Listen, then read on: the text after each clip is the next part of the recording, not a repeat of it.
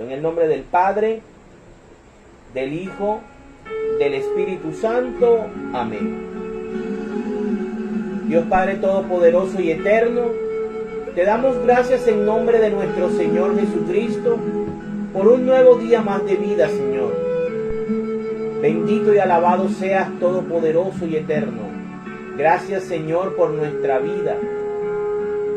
Gracias, Señor, por nuestra familia. Gracias, Señor, por nuestro trabajo y la salud. Gracias, Señor, por todo lo que nos has dado, por todo lo que tenemos, por la comida que nos das cada día, por nuestra vestimenta y por que tenemos un techo donde dormir, Señor. Queremos pedirte en esta noche la invocación del Espíritu Santo, que sea Él quien tome posesión de nuestro espíritu, que sea Él el que nos guíe, que sea Él el que nos oriente y nos instruya en esta noche, Señor, y que esta palabra llegue a los corazones que la escuchen. Te pedimos, Padre Santo, por la situación que vive la Iglesia Católica en Nicaragua, Señor. Defiende a tu pueblo todopoderoso. Defiende, Señor, a tus sacerdotes, a tus obispos, a tus fieles, Señor. En cualquier parte del mundo que estén siendo perseguidos, oh Señor, envía a tus ángeles y defiéndelos, Padre Santo. Bendito y alabado seas, Padre Eterno. Te pedimos también por el nuevo presidente de Colombia, porque tomes posesión de él, Señor, porque todas las decisiones que tomen sean para beneficio de todos los colombianos, de toda Colombia, Señor. Bendice también a sus ministros y a todas las personas que van a estar trabajando, Señor. Te pedimos por la salud y por la vida de todos nuestros seres queridos, de los que están enfermos, Señor, de los niños, de los jóvenes, de los ancianos, Señor. Te rogamos también por la seguridad del Atlántico, por la seguridad de Puerto Colombia, Señor. Bendito y alabado seas, Padre Santo. Que esta palabra que hoy leemos, Señor, llene nuestros corazones y nos permita, Padre Santo, actuar de la manera como tú esperas. Bendito y alabado sea, Señor. Que sea el Espíritu Santo quien tome posesión de nosotros. Amén, amén y amén. En el nombre del Padre, del Hijo, del Espíritu Santo. Amén. Vamos entonces a leer el capítulo número 19 del libro del Levítico. Leyes acerca de la santidad y la justicia. El Señor se dirigió a Moisés y le dijo: dile a la comunidad israelita lo siguiente: sean ustedes santos, pues yo, el Señor su Dios, soy santo. Respete cada uno a su padre y a su madre. Respeten también mis sábados. Yo soy el Señor su Dios. No recurran a los ídolos, ni se hagan dioses de metal fundido. Yo soy el Señor su Dios. Cuando presenten al Señor sacrificios de reconciliación, háganlo de tal manera que Dios se los acepte. El animal presentado se debe comer el mismo día, y también se puede comer al día siguiente. Pero lo que sobre para el tercer día deberá ser quemado. Si se come la ofrenda al tercer día, será considerada despreciable y Dios no la aceptará. El que la coma cargará con la maldad y será eliminado de entre su pueblo por haber profanado lo consagrado al Señor. Cuando llegue el tiempo de la cosecha, no recojas hasta el último grano de tu campo, ni rebusques las espigas que hayan quedado. No rebusques todas las uvas de tu viñedo, ni recojas las uvas caídas. Déjalas para los pobres y los extranjeros. Yo soy el Señor, el Dios de ustedes. No roben, no mientan ni se engañen unos a otros. No hagas promesas falsas en mi nombre, pues profanas el nombre de tu Dios. Yo soy el Señor. No uses la violencia contra tu prójimo, ni le arrebates lo que es suyo. No retengas la paga del trabajador hasta el día siguiente. No maldigas al sordo. No pongas ningún tropiezo en el camino del ciego. Muestra tu reverencia a Dios. Yo soy el Señor. No actúes con injusticia cuando dictes sentencia, ni favorezcas al débil, ni te rindas ante el poderoso. Apégate a la justicia cuando dictes sentencia. No andes con chismes entre tu gente. No tomes parte en el asesinato de tu prójimo. Yo soy el Señor. No abrigues en tu corazón odio contra tu hermano. Reprende a tu prójimo cuando debas reprenderlo. No te hagas cómplice de su pecado. No seas vengativo ni rencoroso con tu propia gente. Ama a tu prójimo, que es como tú mismo. Yo soy el Señor. Pon en práctica mis leyes. No cruces tu ganado con animales de diferente especie. No siembres tu campo con diferentes semillas entremezcladas. No te pongas ninguna ropa hecha con tela de materiales mezclados. Si alguno se acuesta con una esclava destinada a otro hombre, pero que aún no ha sido comprada ni puesta en libertad, tendrá que pagar indemnización. Pero no se les condenará a muerte, porque ella no es libre. El hombre presentará al Señor un carnero como sacrificio por la culpa, el cual deberá llevar hasta la entrada de la tienda del encuentro. Con este carnero, como sacrificio por la culpa, el sacerdote pedirá al Señor que perdone el pecado de ese hombre, y el pecado cometido se le perdonará. Cuando entren ustedes en el país y siembren árboles frutales, no deberán cortar ni comer sus frutos durante 3 años. Al cuarto año todos sus frutos serán consagrados al Señor en una celebración. Y al 5.º año ya podrán ustedes comer su fruto. Así el árbol les dará más. Yo soy el Señor su Dios. No coman nada que tenga sangre. No practiquen la adivinación ni pretendan predecir el futuro. No se corten el pelo en redondo ni se recorten la punta de la barba. No se hagan heridas en el cuerpo por causa de un muerto. No se hagan ninguna clase de tatuajes. Yo soy el Señor. No deshonres a tu hija convirtiéndola en una prostituta. No corrompas el país llenándolo de depravaciones. Respeten mis sábados. Guarden reverencia por mi santuario. Yo soy el Señor.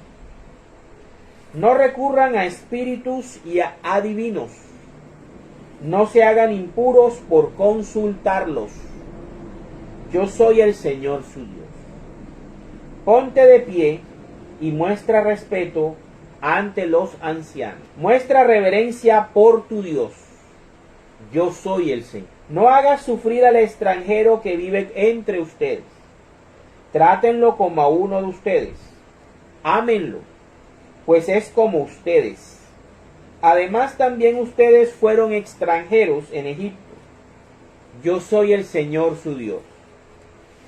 No hagan trampa con la exactitud de medidas lineales, de peso o de capacidad.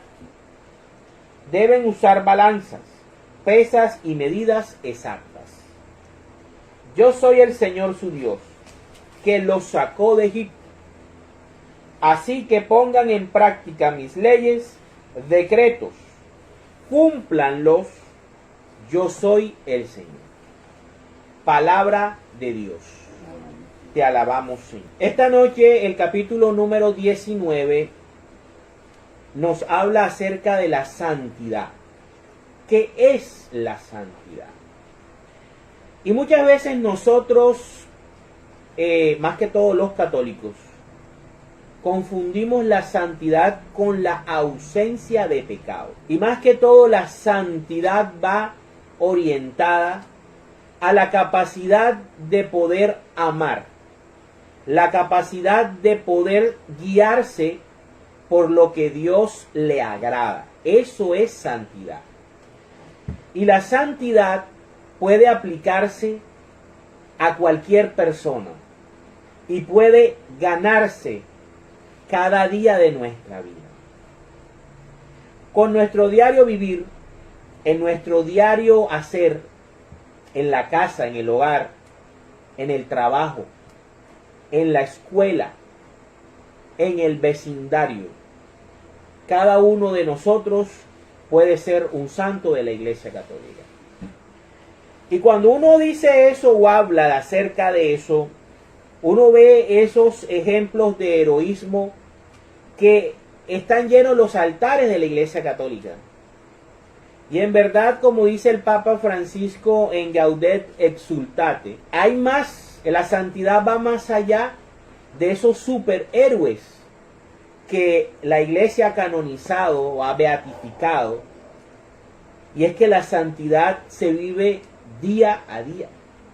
Y cada uno, y Dios nos invita a que seamos santos todos sus hijos.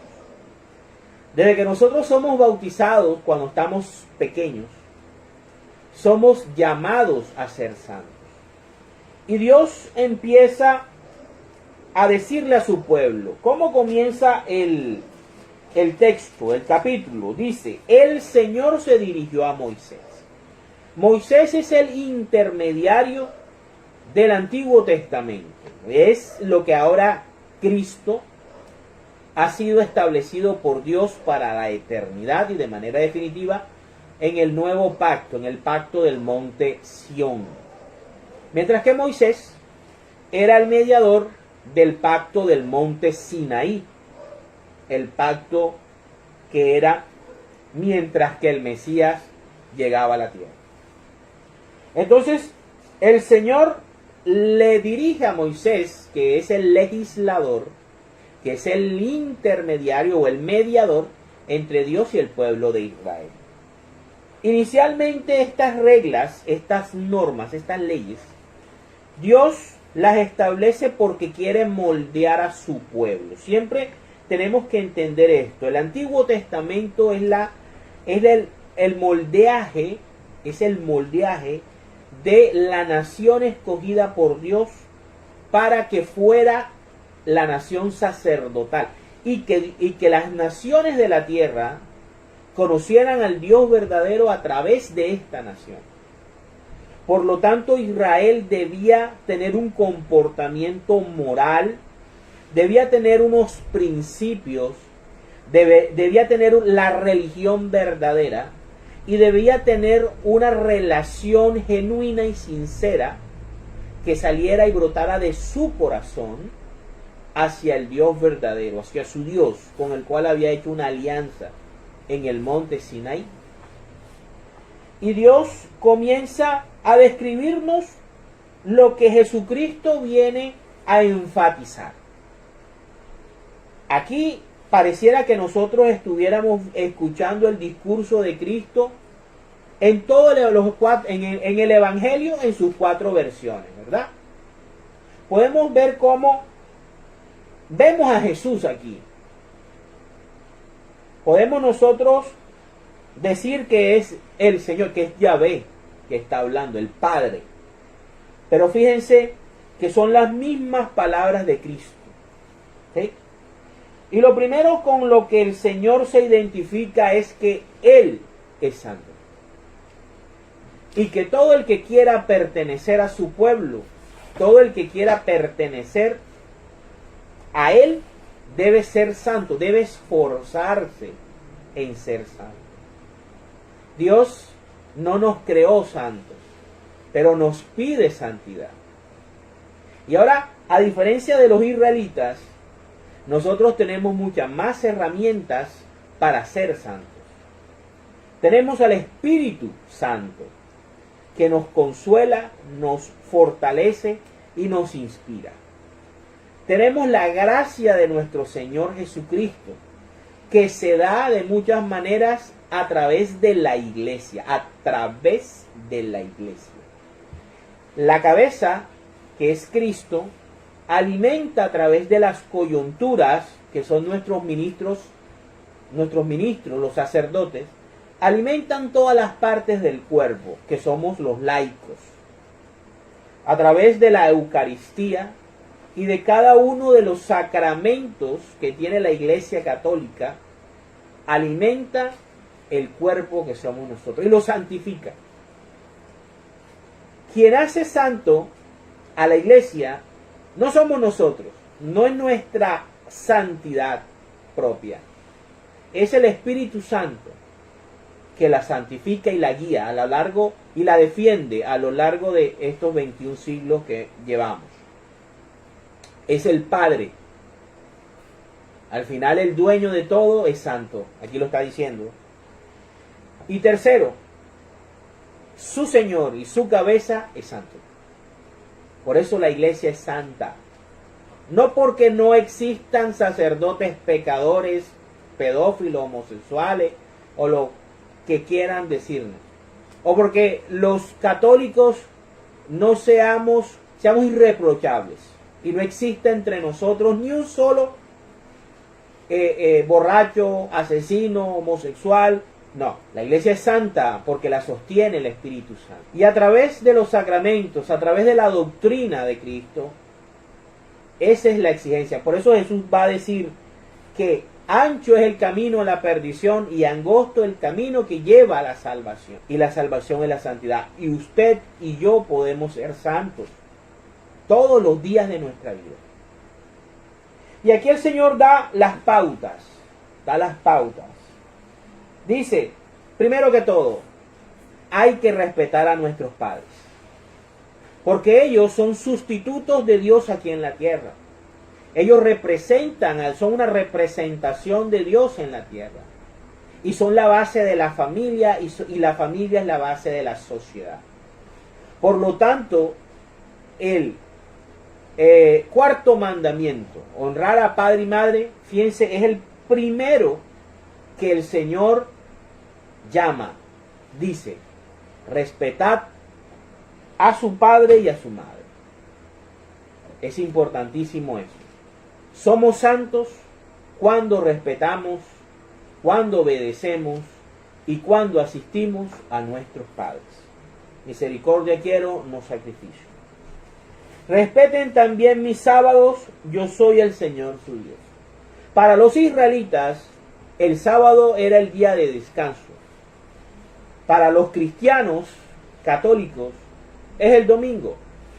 Porque Dios lo cambió, porque es una nueva alianza, porque el Señor Jesucristo resucitó el domingo, porque los apóstoles después de Cristo que resucitó se reunían el domingo, y porque nosotros necesitamos dedicarle tiempo a Dios, a nuestra familia y a nosotros mismos para descansar. No recurran a ídolos ni se hagan dioses de metal fundido.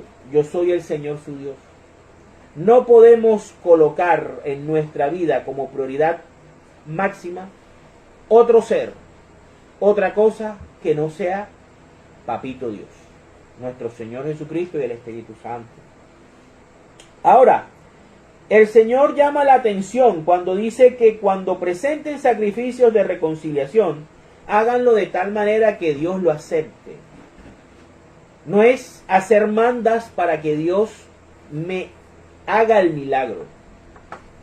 El mejor sacrificio que nosotros debemos hacer, lo dice San Pablo, es ofrecer nuestra vida, ofrecer nuestra actitud, ofrecer nuestro trabajo, ofrecer nuestras obligaciones y deberes como sacrificio oloroso, agradable a Dios.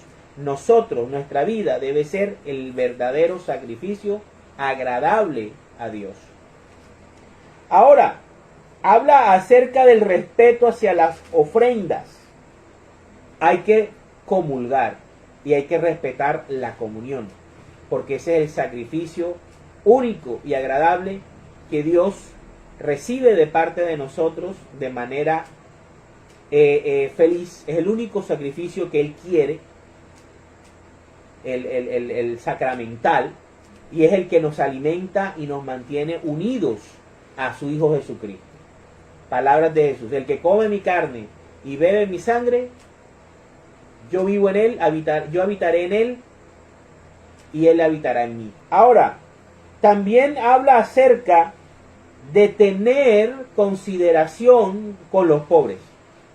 Cuando el Señor dice que llegado el tiempo de la cosecha no recojas hasta el último grano de tu campo, ni rebusques las espigas que hayan quedado, no rebusques todas las uvas de tu viñedo, ni recojas las uvas caídas, déjalas para que los pobres y los extranjeros las recojan. Dios, recordemos que estamos en un país agrícola, pero también en un país donde la tierra fértil es escasa. Entonces el Señor pensaba en los pobres. Es más, el diezmo fue pensado para la asistencia de los pobres, de los extranjeros y de los sacerdotes levitas. Para eso es el diezmo. Para eso era el diezmo en el Antiguo Testamento. Nunca fue dinero. Nunca fue plata. Nunca fue para que el pastor se hiciera los senos, se hiciera las nalgas, o cambiara de casa, o cambiara de carro, o viviera en un lugar lujoso, o tuviera un jet personal. El diezmo era la manera como los que tenían algo podían compartir con los que no tenían, para que todos tuvieran algo como sobrevivir. Entonces Dios le dice al que tiene cosecha: no recojas toda tu cosecha, deja un poquito para que aquellos que no tienen nada puedan subsistir, puedan comer. Dios es un Dios social. Dios es un Dios que siempre ha pensado en los pobres, pero a través de la contribución y la colaboración de aquellos que producen, sin necesidad de expropiarles. ¿Sí? También nos llama a que no roben. Dios es un Dios que asigna propiedad privada a cada ser humano que Él le da vida. Cada uno de nosotros, Dios nos da la capacidad intelectual, la capacidad productiva para tener nuestras propias cosas, que debemos siempre reconocer que Dios nos lo ha dado a través de nuestra capacidad intelectual y física, y dándonos las oportunidades de trabajarlo.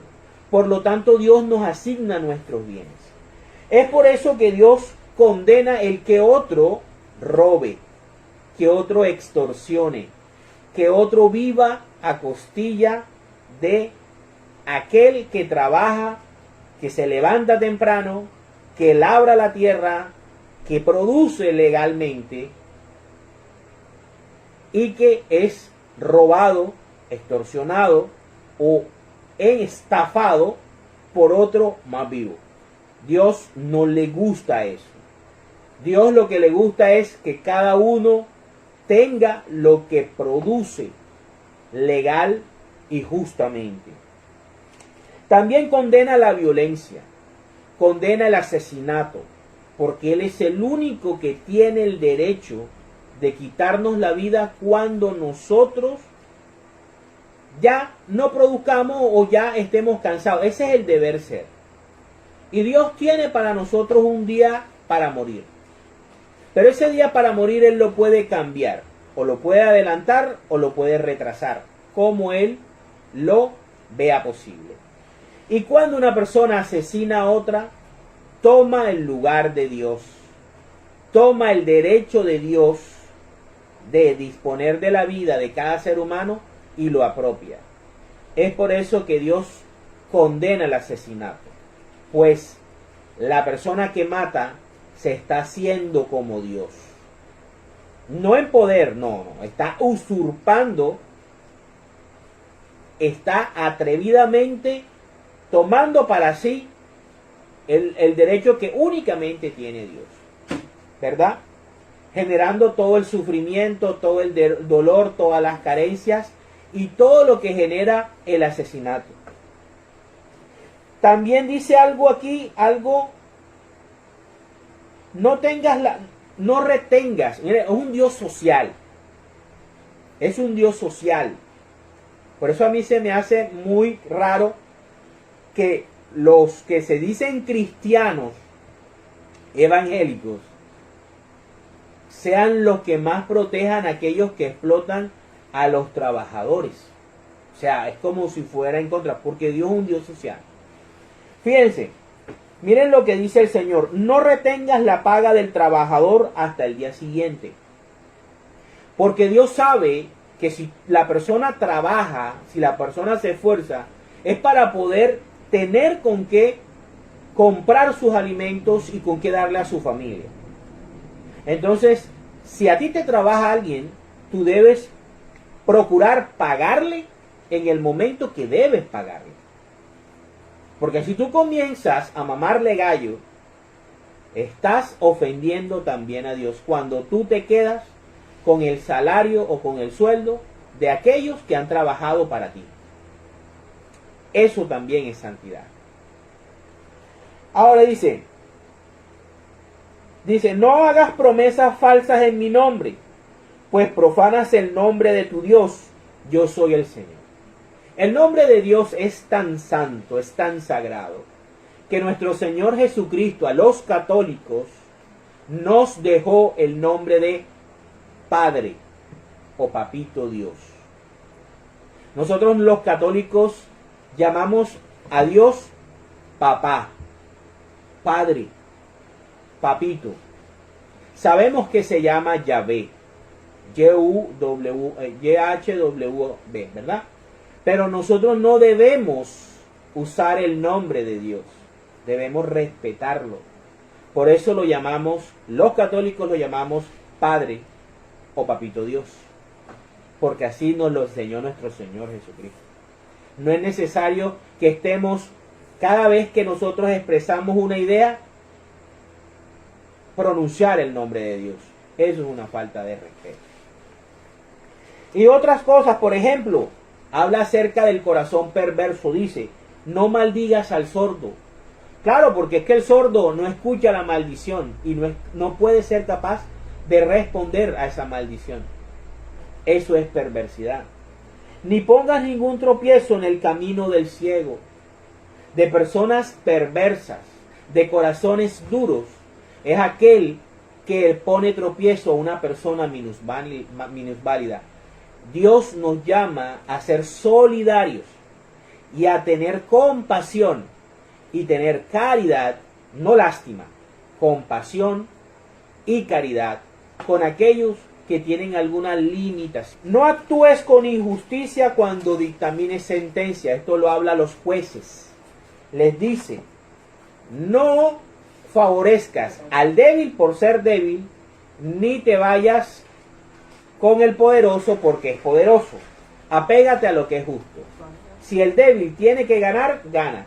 Si el poderoso debe ganar, gana. Pero hay que ser justo. Otra cosa que le llama la atención para la santidad, no ser chismoso. Las personas a Dios no le gusta el chisme, no le gusta el bochinche, no le gusta el lleva, no le gusta la calumnia. Hay que evitar eso también. Dice, no tomes parte en el asesinato de tu prójimo.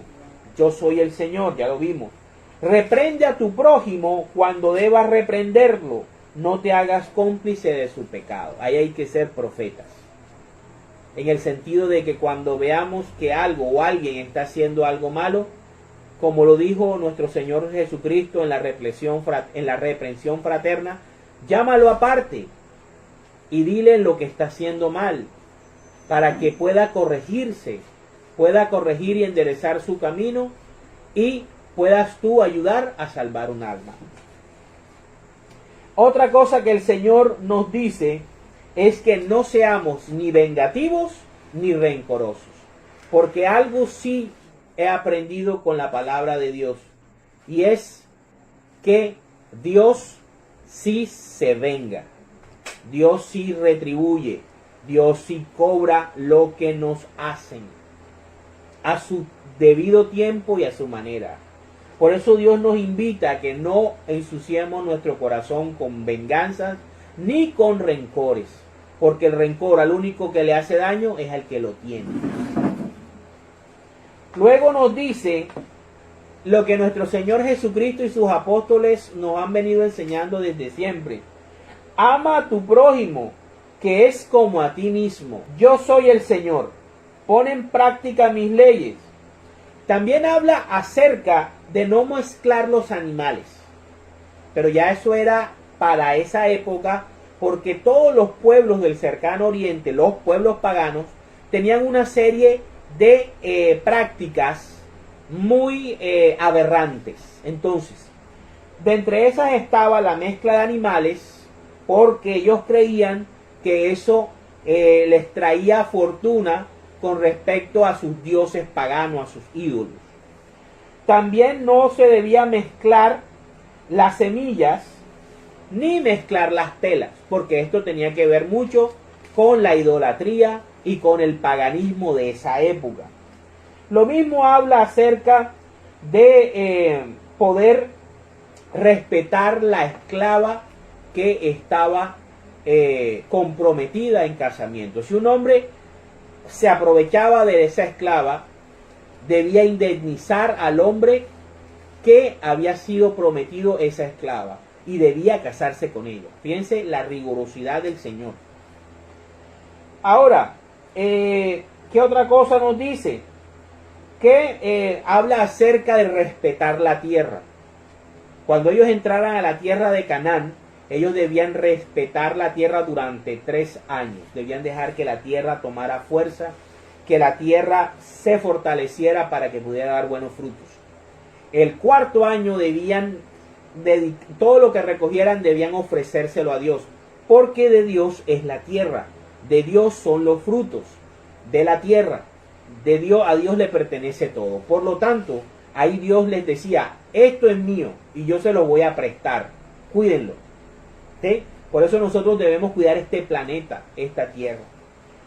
Y también repite lo del no comer nada que tenga sangre, no practicar ni la adivinación, ni predecir el futuro, porque los pueblos paganos de esa época eran habían hechiceros, habían brujos, habían ocultistas, habían negromantes. Entonces todo lo que tenga que ver contacto con los muertos está prohibido, tanto en el Antiguo Testamento como en estos tiempos. A los muertos hay que respetarlos, y lo que Dios nos ha revelado de la muerte, eso es lo que nosotros debemos aceptar. ¿Sí? Habla también del corte de cabello, de la barba, pero eso más que todo en el tiempo de los del tiempo del Antiguo Testamento. Habla acerca del tatuaje, de los tatuajes y de hacerse marcas en honor a los muertos. Habla también sobre no convertir a nuestras hijas en prostitutas. Por más que todo esto era por los sacrificios y por los cultos a los dioses de la fertilidad, a los cuales entraban a los bacanales y a las orgías, ¿ya? Entonces, más que todo a eso. Y habla algo muy hermoso, dice, ponte de pie y muestra respeto entre el anciano, cosa que los orientales sí respetan y cosa que nosotros los occidentales no respetamos. Nosotros no respetamos al anciano, al contrario, lo desechamos. Y fíjense lo que para el Señor es santidad: respetar las canas, respetar los años, respetar la ancianidad. Es muy importante para poder ser santos. También hay que respetar el extranjero. Hay que darle asistencia. No hagan trampa en la exactitud de medidas lineales. Hay que ser más que todo personas justas en todo, honestos, sinceros. Todo lo que nosotros tengamos sea porque lo hemos ganado honradamente, para la gloria de Dios. Todo esto para Dios es santidad. Pero ¿qué es lo que pasa? ¿Qué es lo que pasa? Si nosotros comenzamos a ir a ejecutar esas leyes por ejecutarlas, por cumplirlas sin sentido y sin que salgan del corazón, terminamos siendo unas máquinas que al final terminamos rompiéndolas, como le pasó al pueblo de Israel. Vamos en Isaías, vamos a ver qué nos dice Isaías, capítulo 1, versículos del 10 al 20. ¿En qué consiste realmente lo que Dios quiere? Dice: el verdadero culto a Dios. Jefes de Sodoma, escuchen la palabra del Señor.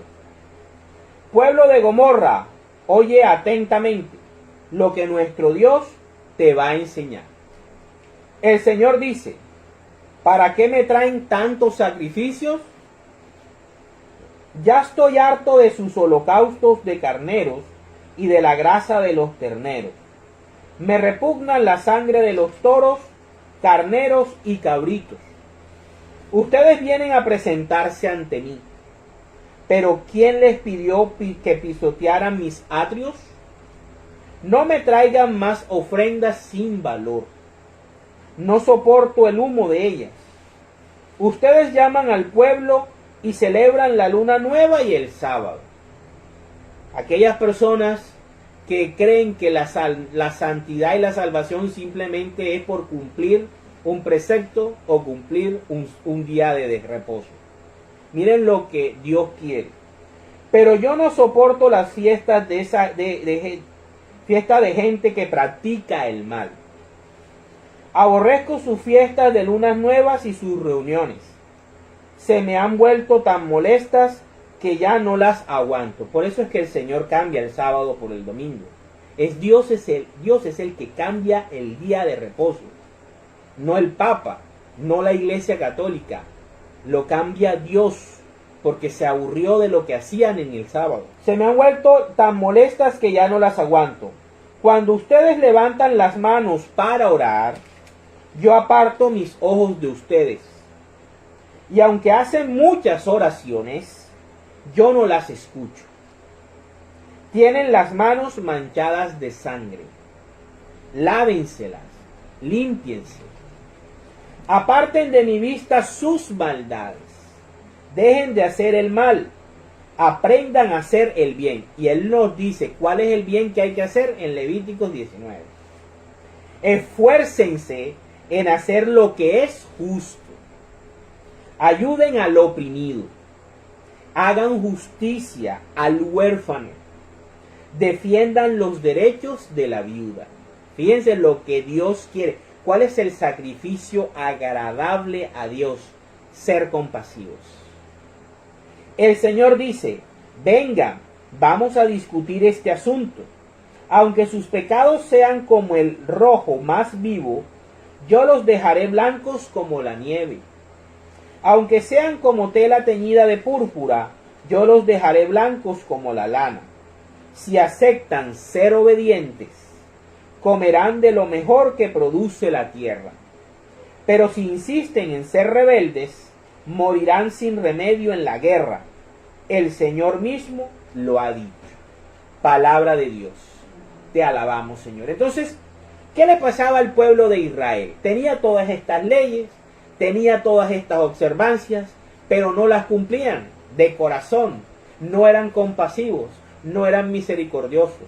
Llevaban ofrendas, llevaban becerros, hacían oraciones, como hacían los fariseos en los tiempos de Jesús, y como hacen muchos protestantes en los tiempos nuestros. que nos echan todo el agua sucia a los católicos porque ellos son más santos, porque ellos ayunan, porque ellos dan el diezmo, porque ellos observan el sábado y todas las leyes del Antiguo Testamento, porque ellos no tienen imágenes. Todas esas cosas. Pero lo que Dios quiere es que seamos compasivos con aquellos que necesitan de nuestra ayuda. Eso es lo que Dios quiere, que compartamos, que de aquello que tenemos nosotros podamos dar un poquito al que realmente lo necesita, no al vividor, no al flojo, porque en sabiduría y en proverbio el Señor va a reprender al flojo, va a reprender al vividor, porque Dios no quiere vividores ni flojos, quiere personas que trabajen. Pero también hay personas que tienen discapacidades, muchos tipos de discapacidades. Aquí el Señor dice acerca del oprimido, del huérfano, que no tiene ni papá ni mamá que lo defienda o que lo asista, y a la viuda, que en los tiempos de Jesús y en los tiempos del Antiguo Testamento quedaba desprotegida porque ya no tenía un varón al lado que la protegiera. Entonces era necesario que el israelita, la persona que quería agradar a Dios, ayudara a estas personas. Vamos a qué nos dice Oseas. Vámonos a Oseas, capítulo 6, versículos del 4 al 11. Dice, la respuesta del Señor. Dice el Señor, ¿qué haré contigo, Efraín? ¿Qué haré contigo, Judá? Efraín era Israel del norte y Judá era Israel del sur. ¿Sí? El amor que ustedes me tienen es como la niebla de la mañana. Es como el rocío de madrugada que temprano desaparece. Ese amor que ustedes me dicen tener, eso se acaba rapidito. Por eso los he despedazado mediante los profetas. Por medio de mi mensaje los he matado. Mi justicia brota como la luz. Lo que quiero de ustedes es que me amen y no que me hagan sacrificios. Otras versiones dicen, misericordia quiero, no sacrificio. ¿Cómo le demostramos nosotros amor a Dios? Haciendo lo que Levíticos 19 nos invita a esforzarnos a hacer. Ama a tu prójimo. Protege al oprimido, al minusválido. Sé justo. Gánate el dinero bien y tus cosas bien. No robes, no mates. Respeta a tus padres. Respeta la tierra. Reconoce que yo soy dueño de ella y merezco respeto. No tomes mi nombre en vano. Respeta a tus hijas. Todas esas cosas es lo que Dios quiere que nosotros hagamos. Esa es la misericordia que Dios quiere. Y que no me ofrezcan holocaustos. Pero mi pueblo, lo mismo que Adán, ha faltado a mi alianza y me ha sido infiel. Galat es una ciudad de malhechores, toda llena de huellas de sangre, de asesinos. Los sacerdotes son una pandilla de ladrones, puestos al acecho de la gente. Asesinan y cometen infamias en el camino de Siquem. En Israel he visto cosas horribles.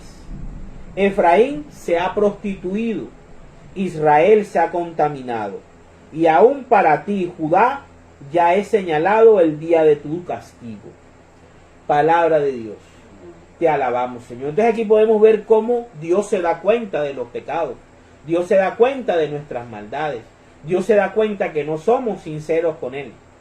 Podemos llevarle todas las ofrendas, todas las flores, gastarnos 10 millones de pesos en flores, 8 millones de pesos en pólvora, hacer no sé qué cosas, monumentos. Y lo importante es ser santo todos los días en la casa, en el trabajo, en el vecindario, cuando se nos presente la oportunidad. No desperdiciarla. El mismo Señor Jesucristo les lo dice. Bendito en el capítulo 24 de Mateo. Bendito hijos de mi Padre, porque tuve hambre y me diste de comer. Tuve sed y me diste de beber. Estuve desnudo y me vestiste. Estuve enfermo y me visitaste. Estuve en la cárcel y me asististe.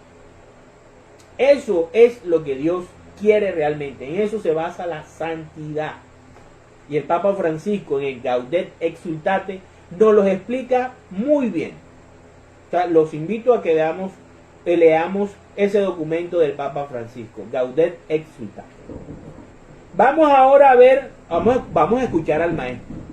Vamos a oír a nuestro maestro, el único autorizado para enseñarnos de su voz.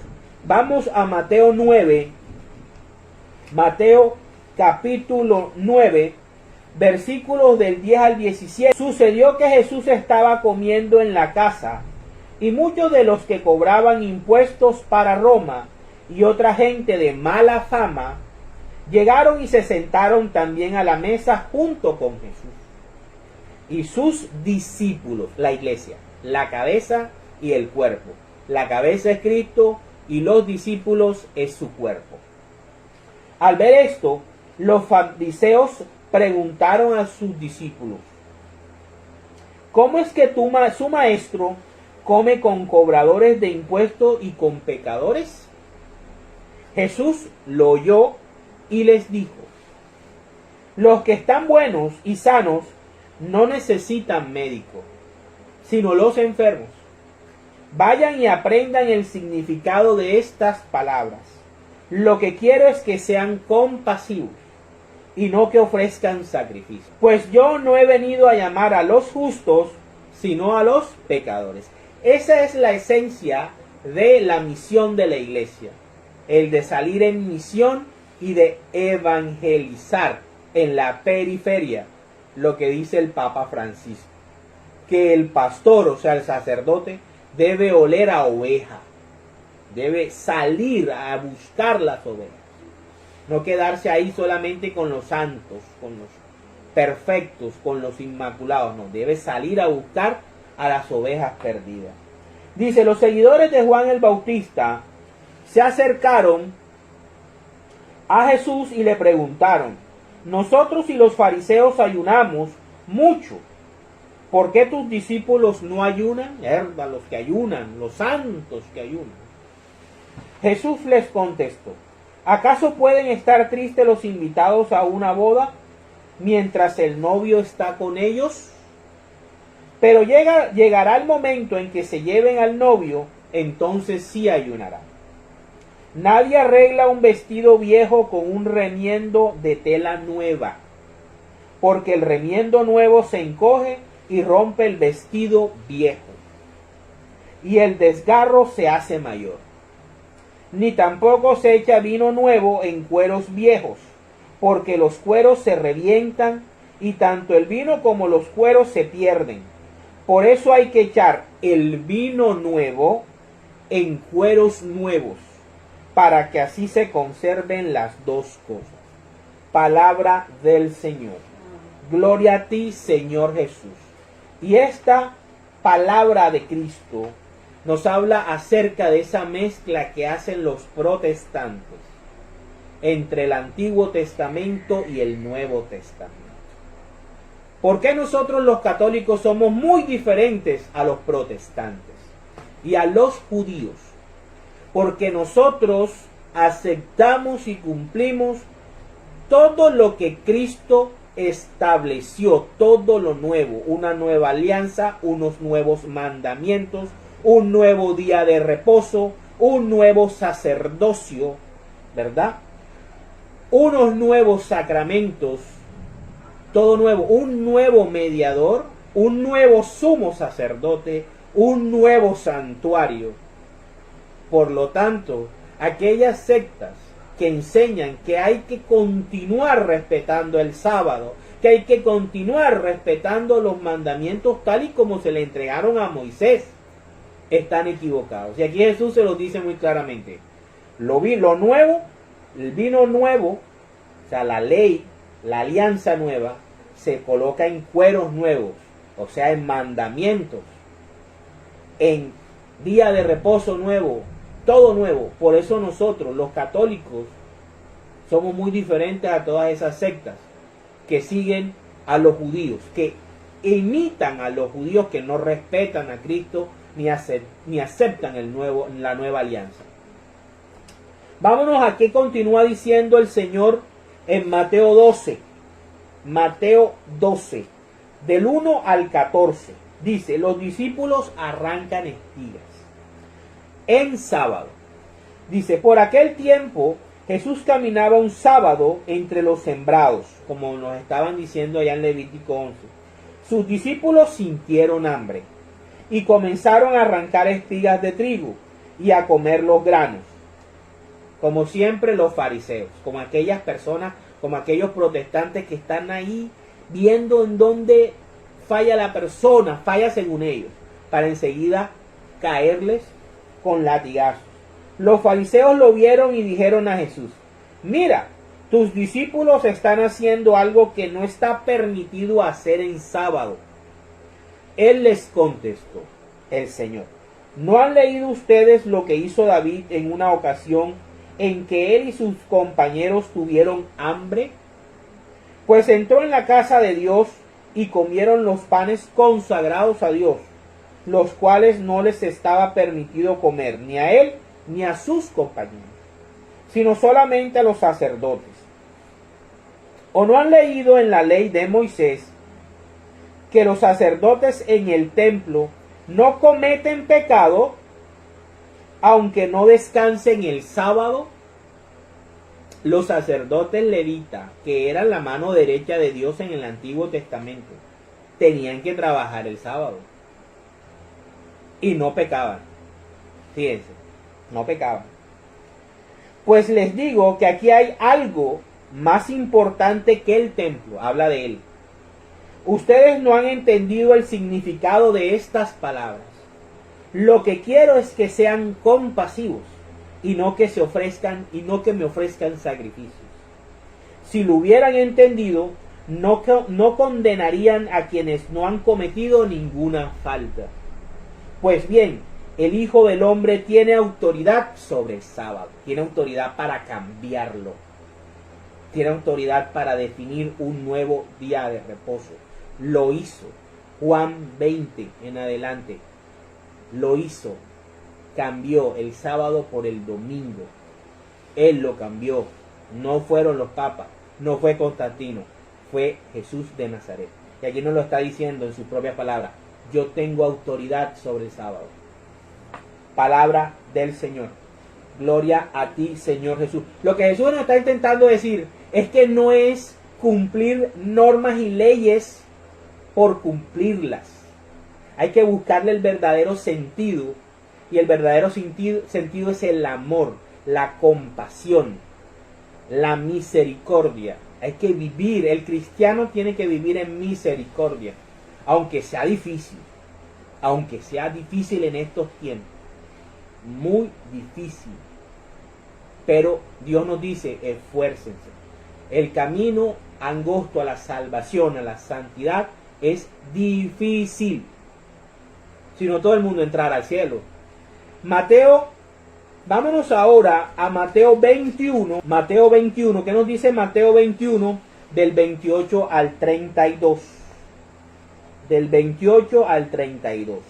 La parábola de los dos hijos. Vamos a ver cuál quiere el Señor que nosotros seamos.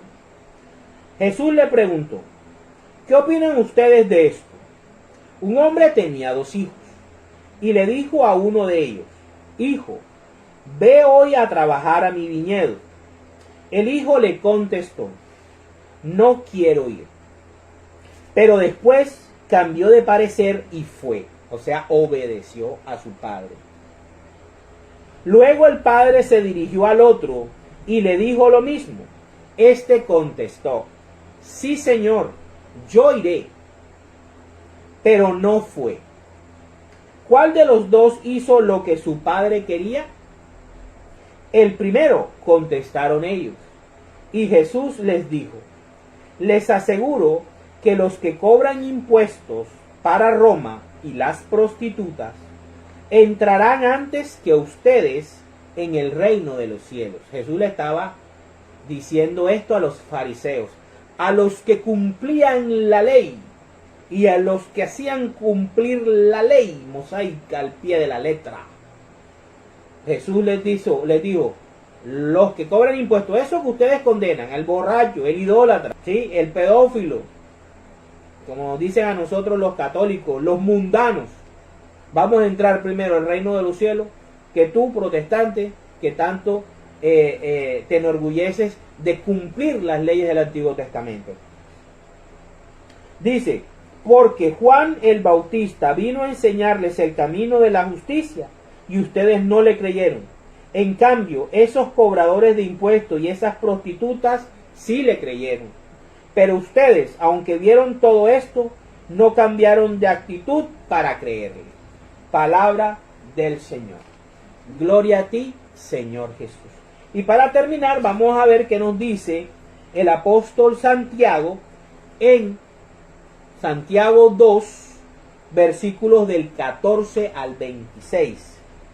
Dice, la fe se muestra con hechos. Esto va contra la doctrina de solo fe.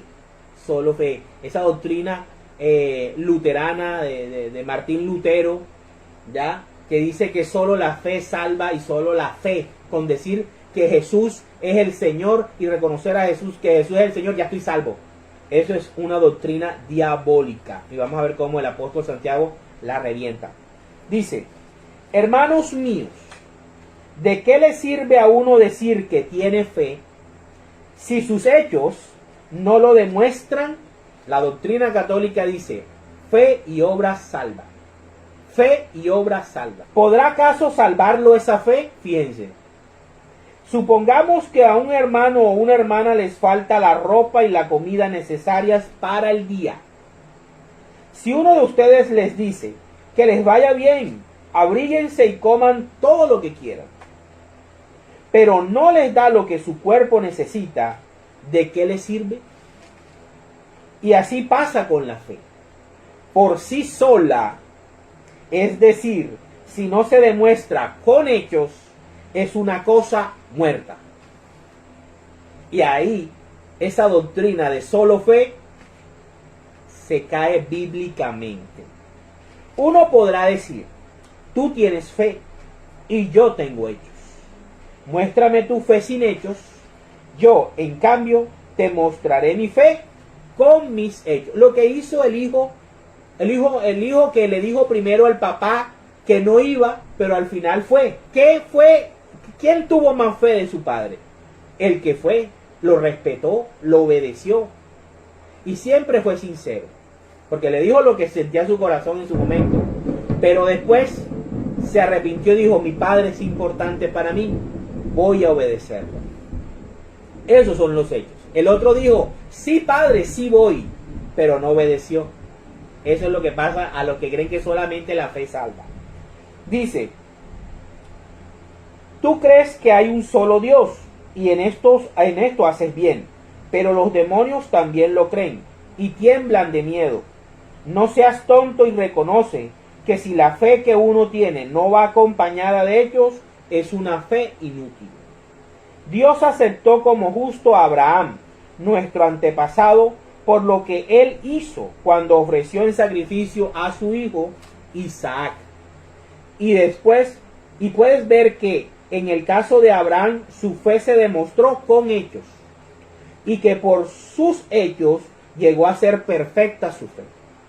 Así se cumplió la escritura que dice, Abraham creyó a Dios y por eso Dios lo aceptó como justo y Abraham fue llamado amigo de Dios. Ya ven ustedes pues que Dios declara justo al hombre también por sus hechos y no solamente por su fe. Lo mismo pasó con Rabat, la prostituta. Dios la aceptó como la justa por sus hechos, porque dio alojamiento a los mensajeros y los ayudó a salir por otro camino. En resumen, así como el cuerpo sin espíritu está muerto, así también la fe está muerta si no va acompañada de hechos. Palabra de Dios. Te alabamos, Señor. Y esta es la doctrina católica de la salvación. Fe y hechos. ¿Qué dicen los señores protestantes? No, solo fe. Están equivocados. Para la gloria de Dios. En el nombre del Padre, del Hijo, del Espíritu Santo.